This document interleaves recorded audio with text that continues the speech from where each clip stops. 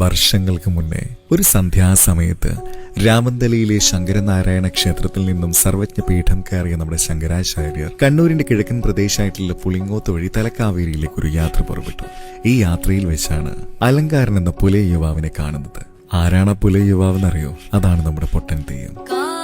ശ്രീ ശങ്കരാചാര്യരെ പരീക്ഷിക്കാൻ വേണ്ടി സാക്ഷാൽ പരമശിവൻ ചണ്ഡാളനായിട്ട് ഭൂമിയിൽ അവതരിച്ചുവെന്നാണ് ഐതിഹ്യം പറയുന്നത്. അങ്ങനെ ഇരുവരും ചേർന്ന വാഗ്വാദത്തിൽ ശങ്കരാചാര്യർ തന്റെ തെറ്റ് മനസ്സിലാക്കുകയും അന്ന് അർദ്ധരാത്രിയിൽ അഹങ്കാരം വെടിഞ്ഞ് പുലയനോടൊപ്പം ഒരു ദിവസം താമസിക്കുകയും പിറ്റേത്തെ ദിവസം യാത്ര ആരംഭിച്ചപ്പോ വഴി ചോദിച്ചപ്പോ ചണ്ഡാളൻ എന്താ പറഞ്ഞതെന്നറിയോ?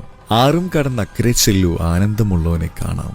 ഇപ്പോഴും രാമന്തലിയിലെ ശങ്കരനാരായണ ക്ഷേത്രത്തിൽ നിന്നും കാട് കയറി പുളിങ്ങോം വഴിയെത്തി പുളിങ്ങോത്തിൽ നിന്ന് നേരെ തലക്കാവേരിയിലേക്ക് കാട് കയറി പോകുമ്പോൾ അർദ്ധരാത്രിയിലും കേൾക്കാമത്രേ പൊട്ടൻ തെയ്യത്തിന്റെ 8 ദിക്ക് പൊട്ടുമാറുമുള്ള പൊട്ടിച്ചിരികളും ആരോരും അറിയാതെ പെറുപിറുക്കുന്ന മന്ത്രങ്ങളും.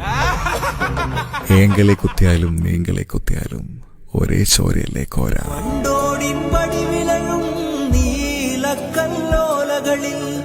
മാന്തളിരിൻ തൂവെള്ളി ചെറുമുല്ലപ്പൂ